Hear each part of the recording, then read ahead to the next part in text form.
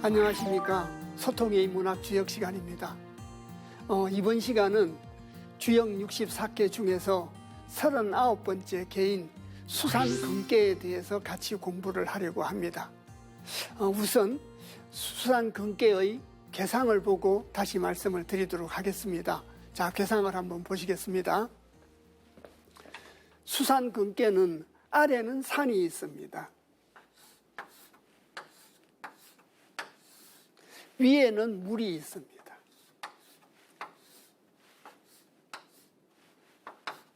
그래서 산계, 위는 물이고, 자, 그래서 아래는 산입니다. 늘 말씀드리듯이 주역에서 물이라고 하는 것은 두 가지의 의미를 갖고 있다. 그래서 첫 번째는 하늘의 은택의 뜻을 갖고 있고, 두 번째는 험난하다는 뜻을 갖고 있다. 이렇게 말씀을 드렸습니다. 그래서 수산근계에서는 험난한 뜻을 갖고 있다고 봐야 됩니다. 그래서 이 수라고 하는 것은 바로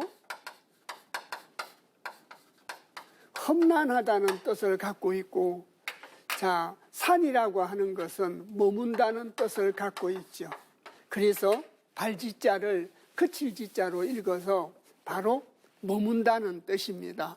그래서 위에는 험난한 물이 있고 아래는 머물러야 될 산이 있는데 이것이 바로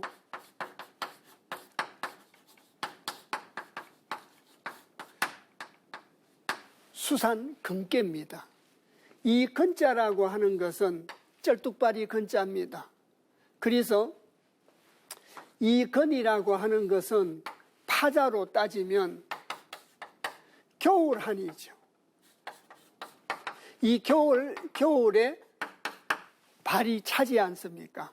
그래서 이게 합쳐져 가지고 쩔뚝발이 근자가 됐기 때문에 걷기가 불편하다는 얘기입니다. 그래서 절름발이 근자입니다.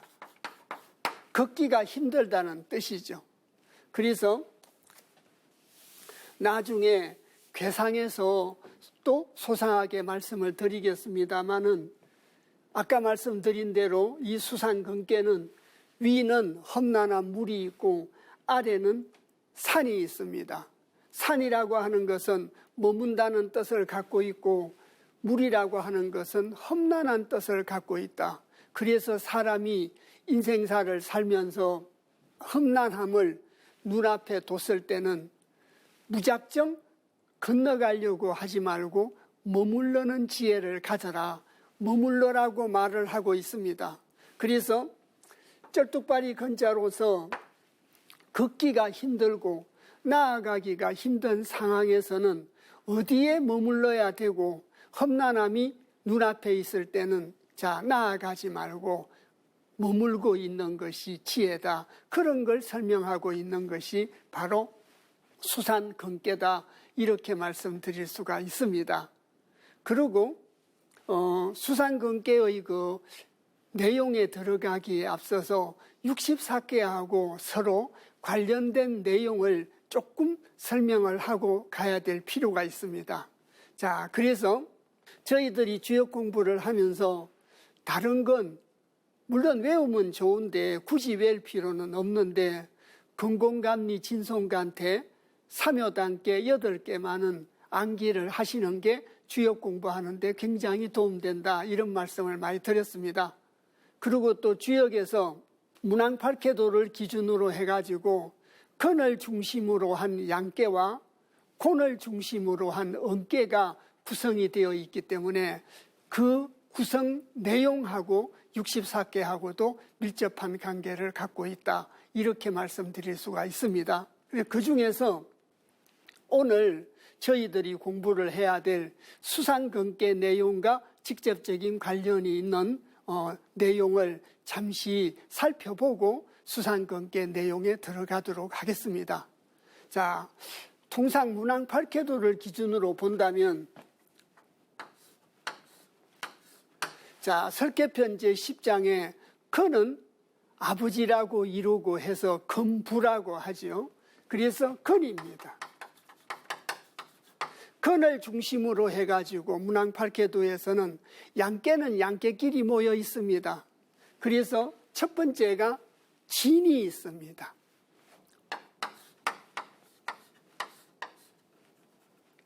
자, 진이라고 하는 것은 벼락진자고 우레레자죠. 레죠. 자, 그리고 진이라고 하는 것은 아까도 말씀드렸듯이 설계편 10장에서 장남을 칭하는 겁니다. 그래서 하늘과 땅이, 자, 건부 곤모가 한번 섞어서 아들을 얻으니 이르기를 장남이라고 이루고, 그것이 진계라는 겁니다. 자, 그리고 두 번째는 물이 있습니다. 감이죠. 수죠. 이것이. 자, 이것이 감이고, 세 번째는 산이 있습니다.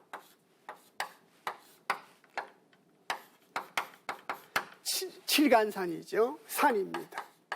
그래서 여기 있는 물을 중심으로 해가지고, 자, 물을 중심으로 해서 내수핵계라고 하는,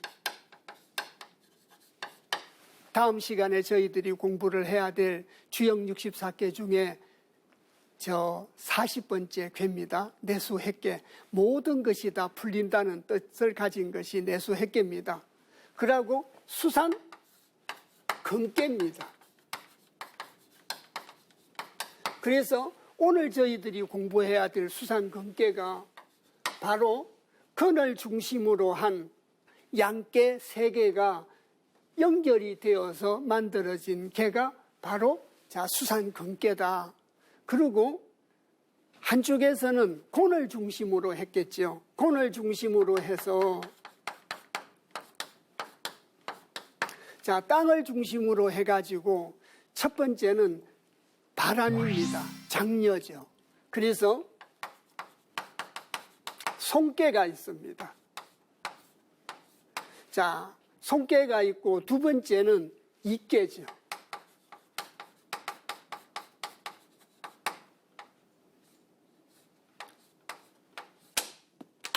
그것이 이깨가 둘째 딸입니다.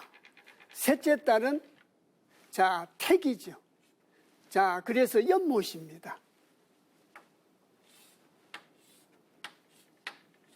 자, 연못이라 기쁠태 택계입니다.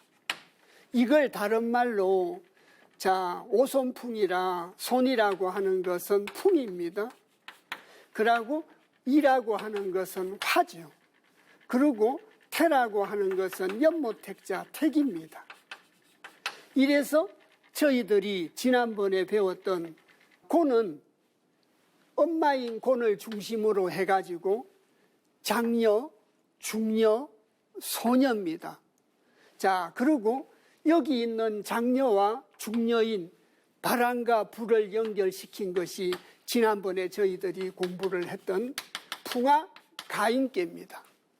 그리고 자, 중녀와 소녀를 연결시킨 이것이 화택규계라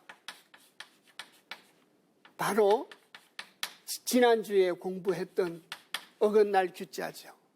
그래서 저희들이 지난번에는 가인계를 공부하고 규계를 공부했습니다.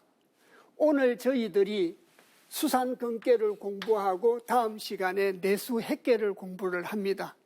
그래서 가인규건해라고 하는 4개의 궤가 건을 중심으로 하는 양계와 곤을 중심으로 한 음계와 직접적으로 연결이 되어 있는 궤다. 이런 성격을 갖고 있다. 그러면 이것이 어떤 의미를 내포하고 있는가? 그래서 여기 있는 건과 여기 있는 곤, 건곤지도죠. 다른 말로 중정지도라고 할 수 있습니다. 이래서 모든 것이 어긋났던 것이 화택규계였지 않습니까?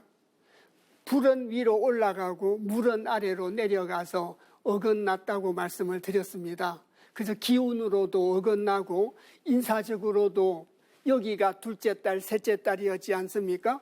둘째 딸은 위로 가고 셋째 딸은 아래로 가서 서로 어긋났다.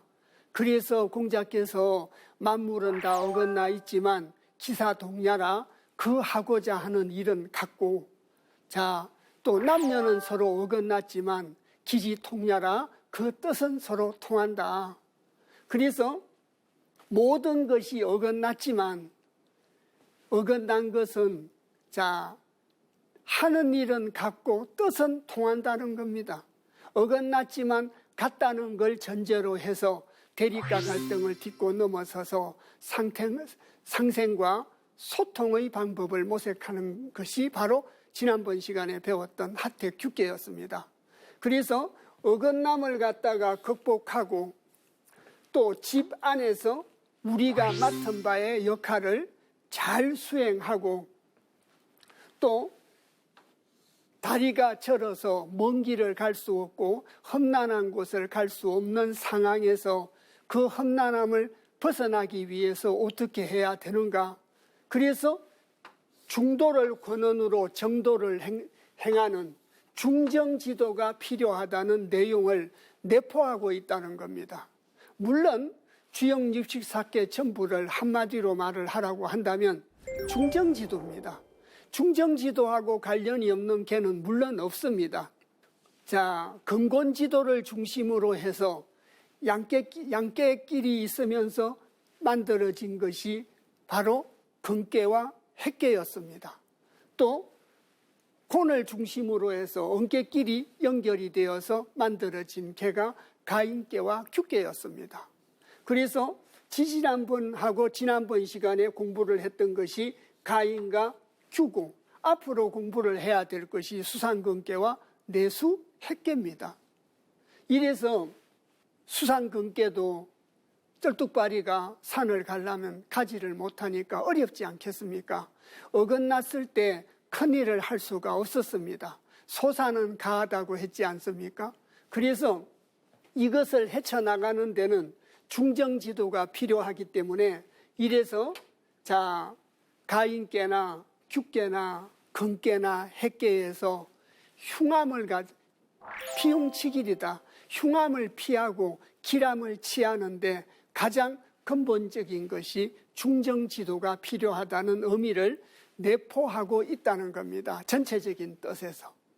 그래서 수산근계는 험난함을 목전에 뒀을 때 머물러야 되는 지혜에 대한 얘기가 바로 수산근계라고 말씀을 드렸습니다.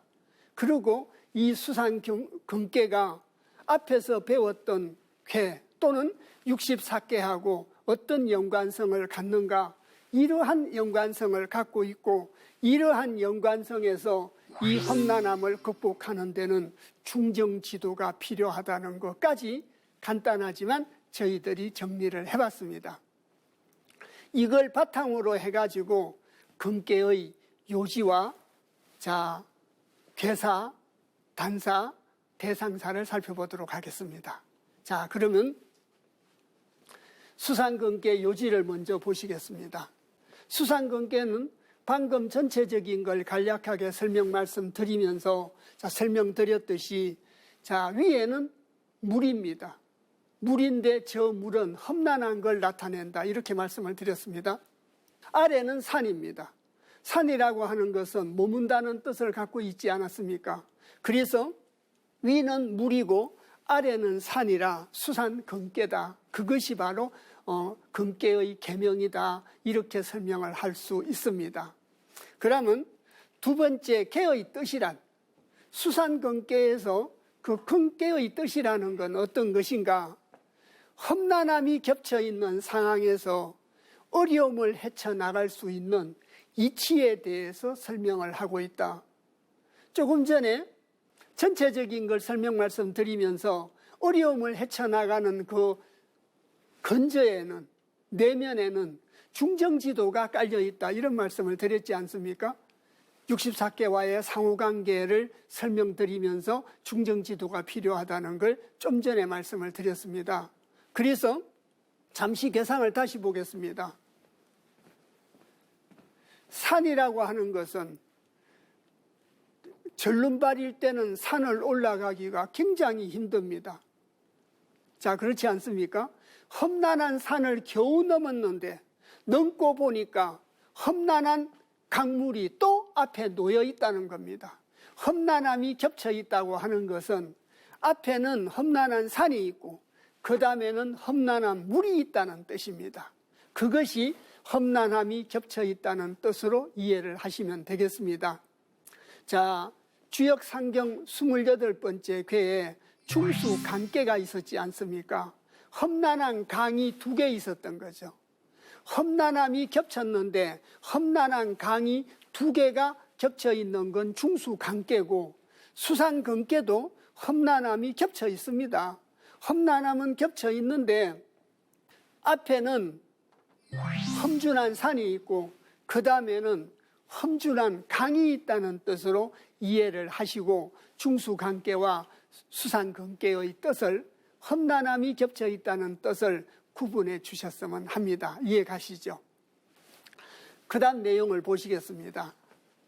그래서 근자를 파자를 하면, 자, 추월 한자에다가 발족자를 써가지고, 그래서 자, 추운 겨울에는 발이 저리듯이 발이 불편해서 멀리 가지 못하는 걸 나타내고 있습니다. 이래서 절름발이로 움직이기가 곤란하다는 걸 설명하고 있는 것이 바로 수산근계라는 겁니다. 수산근계 뜻 이해 가셨죠? 그러고 이제 괴서에서 왜 수산근계라고 하는 것이 화택규계 다음에 왔는가? 화택규계라고 하는 것은, 자, 모든 것이 어긋난 걸 말한다라고 말씀드렸지 않습니까? 기운으로 따지면 불은 위로 올라가고 물은 아래로 내려가가지고 천지가 어긋났습니다. 천지가 어긋나고 만물이 어긋났기 때문에 그 어긋나게 된 원인을 갖다가 찾고 그걸 해결 지을 수 있는 해결의 방법이 무엇인가를 공부했던 것이 저희들이 지난번 시간에 공부를 한 화택규계입니다. 그래서 규라고 하는 것은, 자, 어긋납니다. 자, 어긋나면 반드시 어려움이 생기게 되니까 어려울 근자를, 절뚝발이 근자를 써가지고 어려움을 나타내는 수산근계가 화택규계 다음에 순서하게 되었다는 걸 석계의 내용을 가져다가 설명을 하고 있습니다. 거듭 말씀드리지만 모든 것이 어긋나면 다 어렵게 되지 않습니까? 그 어려움을 나타내고 있고 그 어려움을 어떻게 하면 극복하겠는가, 그 이치란 무엇인가를 설명하는 것이 수산근계의 내용이고, 성급합니다만 수산근계 내면에는 중정지도가 깔려있다, 그 말씀을 드렸습니다. 자, 그리고 괴상입니다. 괴상은 험한 감수가 위에 있고 험난한 산이 아래에 있어서 험난한 두 가지가 겹쳐 있는 상이다, 그렇게 말씀드렸습니다. 또 28번째 궤인 중수강계하고도 자, 비교를 해서 설명 말씀을 드렸습니다. 그래서 다시 말하자면 바다와 강물을 헤쳐 가는데 앞에는 험한 산이 가로막고 있고 그 다음에는 험난한 강이 가로막고 있다는 겁니다. 그래서 인생사라고 하는 것은 좋은 일과 험난함이 섞여 있다고 합니다. 길하고 흉한 것이 섞여 있다고 합니다. 그런데 계사편에서 나와 있듯이 바른 것이 항상 이긴다라고 하고 있습니다. 그래서 또 성인지도를 취하면 길하게 되고 성인지도를 버리면 흉하게 된다고 하니까 인생사를 살아가면서 수월하게 가느냐 험난한 길을 가느냐 사유험이라는 말도 있었지 않습니까? 성인의 말씀 속에는 험난함도 있고 쉬움도 있다. 가시밭길을 가느냐 꽃길을 가느냐는 내 마음에 달려 있다는 겁니다. 내가 성인지도를 얻으면 취하면 자각하면 길하고 꽃길을 가는 것이고 내가 성인지도를 잃고 내 생각대로 나아가면 흉해지고 험난한 길로 간다는 겁니다. 그렇기 때문에 수상근계의 어려움을 헤쳐나가는데도 중정지도가 꼭 필요한 내용이 된다, 이렇게 말씀드릴 수가 있습니다. 아까도 말씀드렸듯이 저희들의 인생사가 기륭이 섞여 있고 험난한 것과 쉬운 것이 섞여 있습니다. 어떻게 생각해 본다면 길한 것보다는 흉한 게 더 많을 수 있고 험난한 것이 더 많을 수가 있습니다. 그래서 그런 험난함을 목전에 두고 눈앞에 험난함이 닥쳤을 때는 무모하게 내 생각으로 움직이고 소인지도에 의지하지 말고 성인지도를 헤아리고 성인지도와 의논해서 말하고 행동하면 이성기 변화하나니라 변화를 이룰 수 있다. 계사상편 8장 첫 구절에 나와 있는 구절입니다. 군자가 장차 어떤 일을 행함에 있어서 언행을 하는데 말은 성인지도를 헤아려서 말하고 행동은 성인지도와 의논해서 하라고. 그래서 그렇게 말과 행동을 하면 이성기 변화하나니라 변화를 이룰 수 있다라고 했지 않습니까? 계사편에서 수없이 언급하고 있습니다. 세상사 살면서 기륭은 섞여 있지만 길을 취하느냐 흉을 취하느냐는 성인지도를 얻느냐 성인지도를 버리느냐에 있다. 성인지도를 얻어서 성인지도에 매달리면 길하게 되고 내 생각대로 하면 흉하게 된다는 걸 주역은 수십 차례 반복해서 설명하고 있습니다. 중도를 권한으로 해서 정도를 실천하라는 뜻이지 않겠습니까? 그래서 주역을 한마디로 말씀드리면 중정지도라고 여러 차례 말씀을 드렸습니다. 그래서 무조건 경거망동하게 나아가지 말고 기다렸다가 시성에 맞도록, 그때의 시성에 맞도록, 그때의 하늘의 뜻에 마땅하도록 기다렸다가 행동에 옮기면 극복해 갈 수 있다라고 수상근계는 얘기를 하고 있습니다. 그래서 요지를 통해 가지고 개의 뜻과 괴서의 차례와 괴상의 뜻으로 가지고 수상근계를 설명 말씀을 드렸습니다. 그리고 작계에서 여기는 이제 제가 작계를 붙여놨습니다. 물론 먼저 설명 말씀드렸습니다마는 작계에서 그는 난야이니 어려운 것이니 그는 참 어려운 것인데 그러한 험난한 가운데서도 중정지도를 행함으로써 피용치길해야 된다는 얘기를 하고 있다. 피용치길이라는 말이 흉을 피하고 길을 취한다는 뜻이지 않겠습니까? 그래서 저걸 취하는 건 오늘도 여러 차례 말씀을 드렸습니다. 본인에게 달려있는 겁니다. 중도를 권한으로 정도를 행하면 피할 수 있는 것이고 내 생각대로 하면 피할 수가 없음을 얘기하고 있다는 겁니다. 이제 두 번째로 괴사를 읽어보도록 하겠습니다. 그래서 수상근계의 전체적인 의미를 설명을 한 괴사입니다.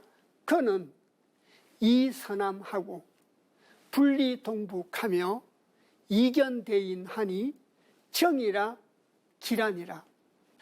이걸 구체적으로 살펴보도록 하겠습니다. 그는 쩔뚝발이 근자라고 말씀을 드렸습니다. 간단하게 여기서는 절 건자다 이렇게 표현을 했습니다. 쩔뚝발이 건자입니다. 그는 이 선함하고 이로울 이자의 선역석자 남역남자입니다. 선함은 이롭다고 하고 그 말이죠. 선함으로 가면 이롭고 분리동북하고, 자, 동북으로 가면 이롭지 못하다.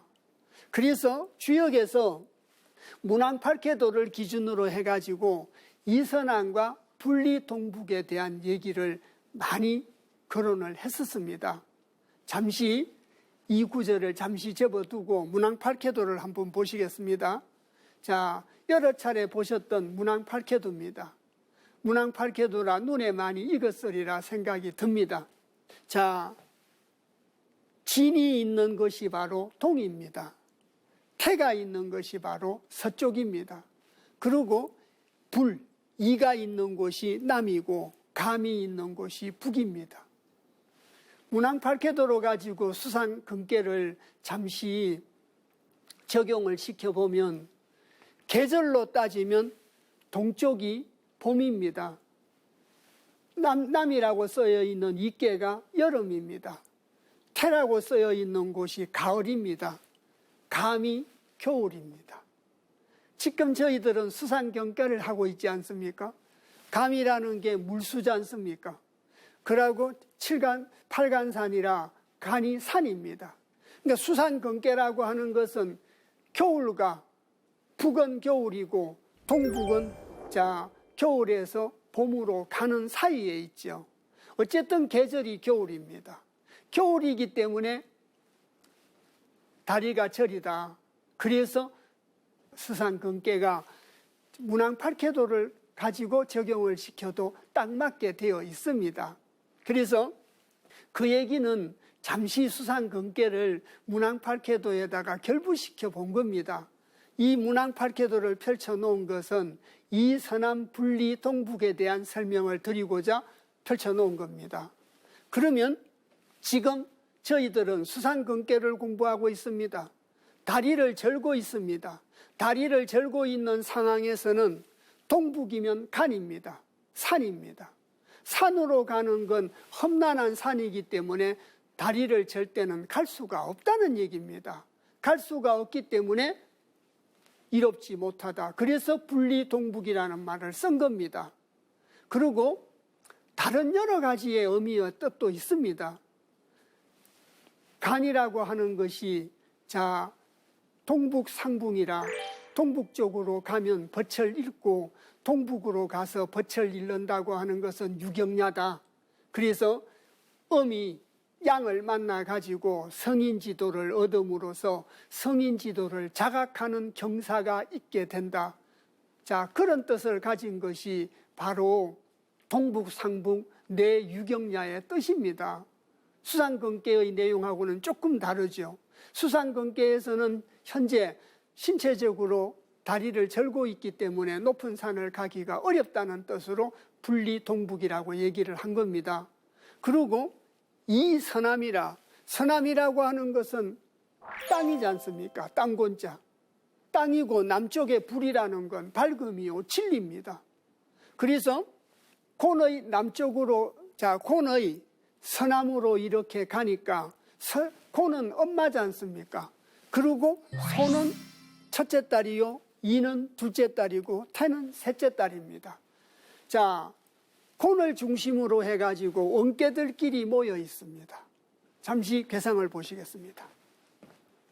자, 곤을 중심으로 해가지고 장녀, 중녀, 소녀, 3자매가 모여 있습니다. 그러니까 인사적으로 따지면 친정으로 가면 마음이 편하지 않겠습니까? 부모님도 계시고 형제들도 있으니까요. 다리를 절고 내가 멀리 갈 수 없는 상황에서는 밝음으로 나아가고 평탄한 걸로 나아가야 된다는 뜻이 이 서남입니다. 그래서 서남으로 가면은 곤이 있지 않았습니까? 엄마가 있는 곳이 서남입니다. 그리고 서남을 주변으로 해가지고 딸들이 이렇게 있습니다. 이래서 서남으로 가면은 볕을 얻는다는 말이 바로 저 말이기도 합니다. 다시 보시겠습니다. 이래서 수상근께는 지금 다리를 절고 있는 상황이고 다리를 절고 있기 때문에 동북의 산으로 가면 어렵고 서남의 평평한 땅으로 가면 수월하다는 뜻으로 이로울 이자를 붙였다는 겁니다. 이해가 가셨습니까? 다시 읽겠습니다. 그래서 그는 이 서남하고 분리 동북하고 동북쪽으로 가면 이롭지 못하다고 하고 이견대인하니 평평한 곳에서 대인을 만나야 된다는 거죠. 대인을 만나야 이롭다라고 하니 발음이라 그렇게 하는 것이 수산근께의 시대에는 자, 서남으로 가는 것이 이롭고 서남으로 가서 대인의 뜻을 깨달는 것이 발음이고 바르기 때문에 길하다는 겁니다. 이해 가셨습니까? 지금 다리를 절고 있을 때는 높은 목표를 향해서 도전하기가 어렵다는 얘기입니다. 자, 그래서 거기에 대해서 공자께서 소상하게 설명을 하고 있습니다.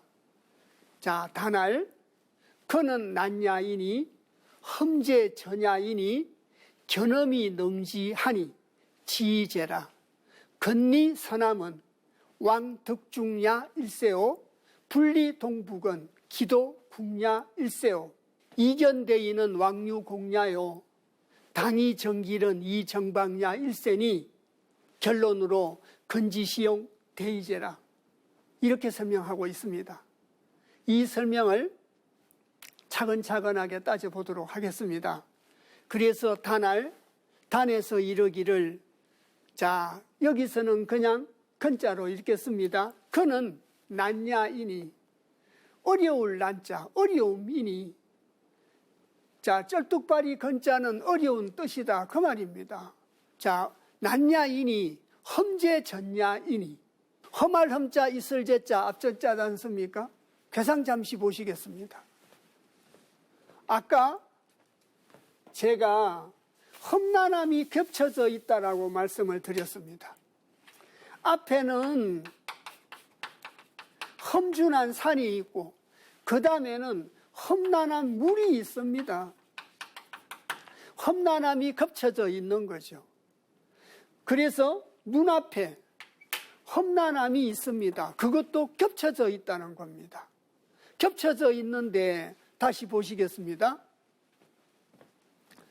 자, 험제 전야이니 험할 험자 있을 제자 앞전자입니다. 험난함이 앞에 있음이니 견엄이 능지하니 말미암을 이를 기준으로 해가지고 볼견자 험난할 험자입니다.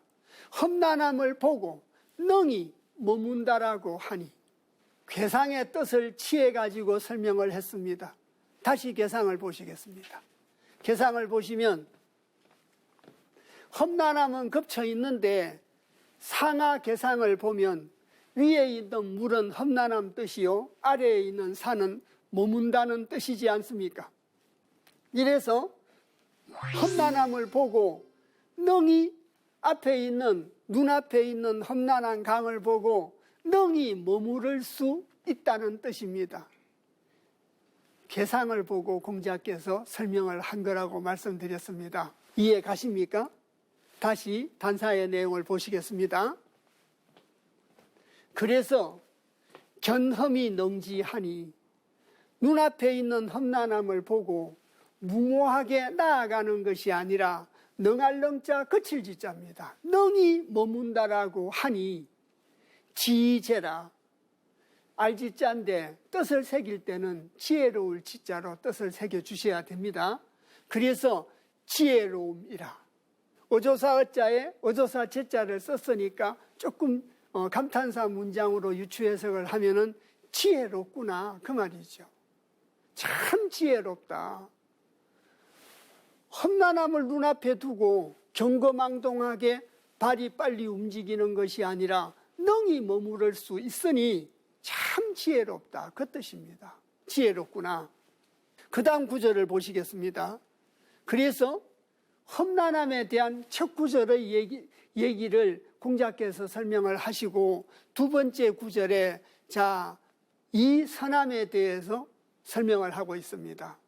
그래서 어려울 때는 자, 공자께서 앞구절에서 그는 난야인이라고 했으니까 어려움으로 해석하셔도 아무런 문제가 없습니다.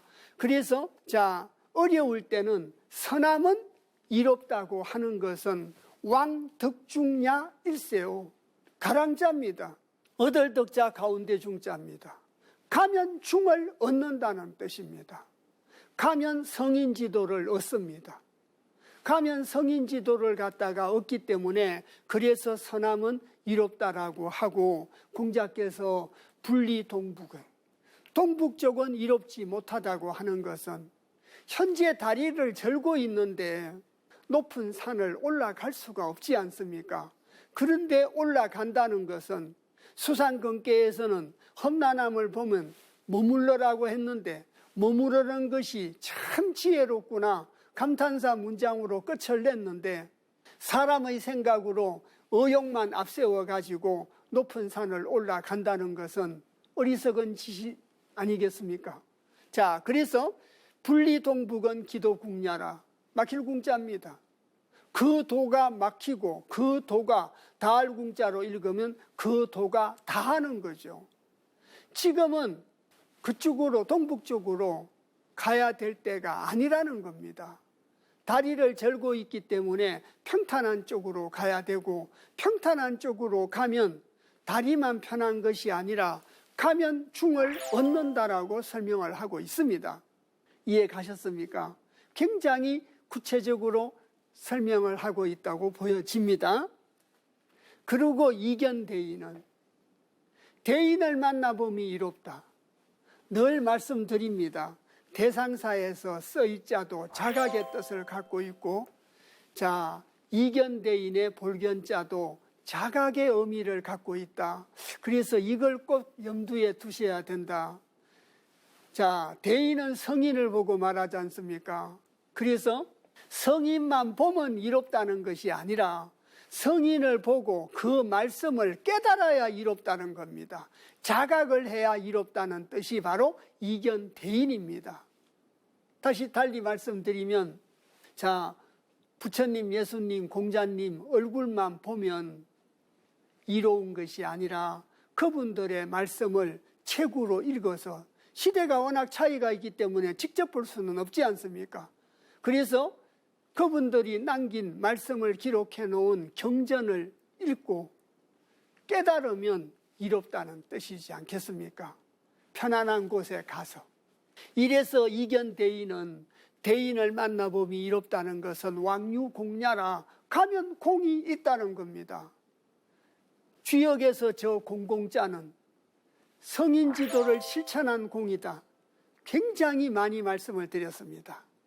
저희들이 지금 개사상하편 공부에 이어서 64개 공부로 돌아가지고 64개 공부를 이제 절반을 약간 넘어서고 있습니다. 그 절반을 넘어서고 있는 과정 중에 공공자의 뜻을 수없이 말씀드렸습니다. 공공이라고 하는 것은 성인지도를 실천하는 공을 말한다. 이래서 유공야 일센이 가면 성인지도를 실천하는 공이 있으며 당위 정길은 정길이었는데 거기 마땅할 당자 자리 위자까지 붙였습니다. 자리가 마땅하고 바르면 길하다고 하는 것은 자, 육효의 내용을 염두에 둔 거죠. 그래서 당위 정길은 자리가 마땅하고 발음은 길하다고 하는 것은 이 정방야 일센이 바를 정자 나라방자입니다. 이로써 나라를 바르게 할 수 있다는 겁니다. 선함으로 가면 이롭다고 하는 것은 자 성인지도를 갖다가 얻는 것이요. 이견대인이라고 하는 것은 자 성인지도를 실천하는 것이고 자 자리가 마땅하야 앉을 자리에 앉았다는 얘기지 않겠습니까? 자, 그래서 시성이 마땅하다는 뜻이겠죠? 하늘의 뜻에 마땅하다는 뜻입니다. 그렇기 때문에 바르고 길하다는 것은 이로써 나라 전체를 바르게 할 수 있다는 겁니다. 나라 전체를 바르게 할 수 있음이니 자 건지시용 대의제라. 때시자 썰용자입니다. 건의 때를 씀이 건의 시성을 씀이 참 크구나. 그래서 다리를 절고 있을 때는 신체적인 이상이 됐던 계절이 추워서 다리를 절건 다리를 갖다가 절고 있을 때는 험난한 것을 나아가지 말고 서서 그 시성을 갖다가 기다리는 지혜가 있어야 된다라고 얘기를 하고 있습니다. 자, 그리고 자 서남으로 가면 평탄하고 서남으로 가면은 성인지도를 얻고 또 대인을 봄이 이롭다고 하는 것은 성인지도를 실천하는 공까지 있고 또 바르고 길하다고 하는 것은 이로써 나라까지 바르게 할 수 있기 때문에 어려움이라고 하는 것은 자 어려움이 닥치면 흉이 생기지만 그 속에 길이 있다는 겁니다. 인생사라고 하는 것은 길과 흉이 혼재되어 있고 섞여 있다 이렇게 말씀드렸지 않습니까? 흔히들 말씀하는 상극상생도 마찬가지입니다. 상극 속에 상생이 들어 있습니다. 상생의 원리 속에 상극이 들어 있습니다. 이래서 상극만 보고 주저앉지 말고 그 안에서 그걸 헤쳐나갈 수 있는 상생의 원리를 찾아라는 겁니다. 다리가 아플 때는 무리하게 인간적인 욕심으로 무리하게 욕심을 부리지 말고 평탄한 곳에 가서 성인지도도 얻고 성인지도도 실천하고 나라도 바르게 하니 건지시용 대의제라. 그 건의 때를 씀이 참 크구나. 그래서 다리가 현재 절고 있는 상황에서도 그 여건에 맞게끔 중정지도를 실천함으로써 개인적으로도 편안함을 얻고 중도를 자각하고 또 전체적으로도 나라를 바르게 하니 다리가 아프다고 그냥 주저앉아 있는 거와는 굉장히 많은 차이가 있지 않겠습니까? 그래서 공자께서는 그 여건에 맞게끔 중도를 근원으로 정도를 실천함으로써 성인지도도 얻고 나라도 바르게 하라고 얘기를 하고 있습니다. 그 다음 전체적인 실천적 덕목을 얘기하고 있는 대상사를 읽어보도록 하겠습니다. 단사에 어떤 점을 보완하는 내용도 포함되어 있다 이렇게 말씀드릴 수도 있습니다. 그래서 상활 산상유수가 근이니 군자는 이하야 반신수덕하나니라. 굉장히 많이 보신 글자죠. 어떤 건물이나 가정집에 가면 반신수덕이라는 글자를 써서 표구를 해가지고 걸어놓고 마음의 지침으로 삼고자 하는 분들이 많이 계시다 보니까 반신수덕이라는 글자가 굉장히 많이 쓰이고 있는 글자입니다. 그러면 상활, 상에서 이르기를 산상유수가 근이니 산 위에 물이 있는 것이 근입니다. 험난한 산 위에 험난한 물이 있다는 겁니다. 그래서 험난함이 겹쳐져 있는 거라고 말씀드렸지 않습니까? 험난함이 겹쳐 있다. 그것이 바로 쩔뚝발이 근자인 근이다. 이럴 때는 무모한 인간적인 욕심을 내지 말고 순리에 따라서 편안한 쪽으로 가가지고 성인지도도 얻고 실천도 하고 자각도 하고 나라도 바르게 하라고 되어 있지 않습니까? 그래서 군자는 이하야. 그러면 단사에서 말씀드린 서남으로 가가지고 방금도 말씀드렸습니다마는 성인지도를 얻고 왕덕중야라 성인지도를 얻고 또 이견대인 성인지도를 자각도 하고 또 실천도 하고 나라도 바르게 하는 것이 마음만 먹어가지고 그렇게 되는 건 아니라는 겁니다. 마음만 그렇게 먹으면 되는 것이 아니라 반신수덕하라는 겁니다. 되돌릴 반자의 몸신자입니다. 반신이라는 말은 내 자신을 되돌아보는 거지 않습니까? 다리가 절고 있을 때 세상 원망이나 이런 걸 하지 말고 내 자신을 되돌아보라는 얘기입니다. 반성할 수 있는 자기 성찰의 시간이 필요하지 않겠습니까? 자, 그런데 자기 성찰의 시간을 가지고 반성을 하고 닦을 숫자 덕덕자입니다. 덕을 닦으라는 겁니다. 덕을. 그래서 내 자신을 되돌아보고 덕을 닦아라. 덕이라고 하는 것은 성인 지도를 공부함으로써 닦을 수 있는 게 덕이다. 이렇게 말씀드렸지 않습니까? 자, 그래서 그냥 무작정 선함으로 가면 성인 지도를 얻게 되고 실천할 수 있게 되고 자각도 할 수 있게 되고 나라를 바르게 할 수 있는 것이 저절로 이루어지는 게 아니라는 겁니다. 그래서 다리를 절고 있을 때 더욱더 내 자신을 되돌아보고 덕을 닦아라. 반신수덕을 해라. 자, 자기 반성을 하고 성찰을 하면서 덕을 닦아야 서남으로 갔을 때 성인 지도를 얻을 수 있고 왕류, 공냐, 중냐라 가면 중도를 얻을 수 있다라고 하고 또 실천할 수 있게 되고 자각도 할 수 있게 되고 이로써 나라도 바르게 할 수 있다라고 하는 겁니다. 이래서 오늘 저희들이 수상근계 전체적인 걸 공부를 했습니다. 그래서 수상근계라고 하는 것은 자, 험난함을 목전에 둔 거다. 이렇게 이제 말씀을 드렸습니다. 그 험난한 걸 목전에 뒀을 때는 성급하게 움직이려고 하지 말고 머무르는 지혜를 갖다가 가지고 또 다리를 절고 있는 어려운 시기이기 때문에 내 자신을 되돌아보고 반성을 하면서 선함으로 가라. 평탄한 쪽으로 가서 내 자신을 되돌아보고 반성도 하고 덕을 닦아서 그 바탕 위에 성인 지도도 얻고 성인 지도를 자각도 하고 실천도 하고 나아가서 나라도 바르게 하라고 얘기를 하고 있습니다.